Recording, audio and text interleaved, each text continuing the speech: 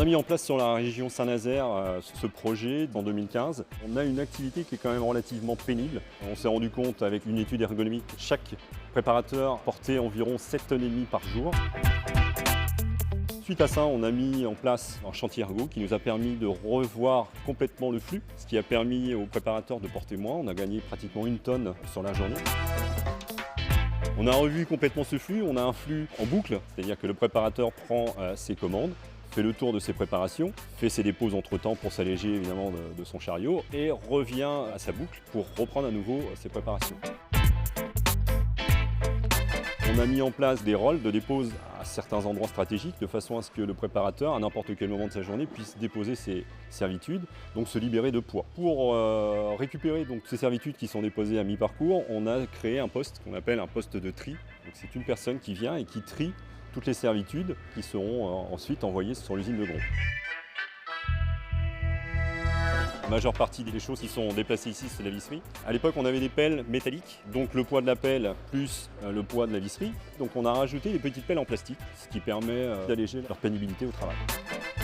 On a décidé de s'intéresser aux préparateurs eux-mêmes. On a fait une étude, on s'est rendu compte que les risques de blessures, c'était au démarrage, à froid. Outre les améliorations techniques, il y avait également des améliorations sur donc les postures, c'est-à-dire comment je me positionne, comment j'utilise mon corps par rapport à mon environnement pour limiter les contraintes, les douleurs au fur et à mesure de la journée.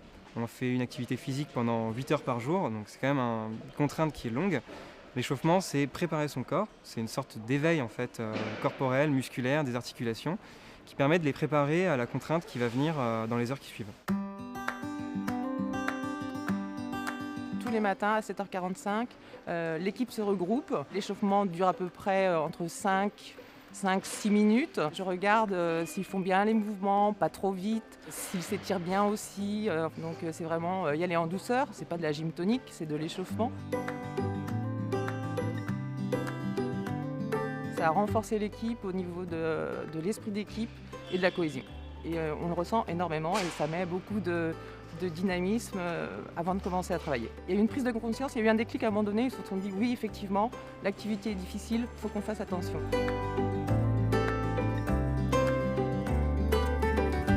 Au début, ça nous a fait un peu bizarre, parce qu'on n'a jamais été habitué à ça. On a pris l'habitude et puis en fin de compte, on s'aperçoit que ça peut nous faire que du bien.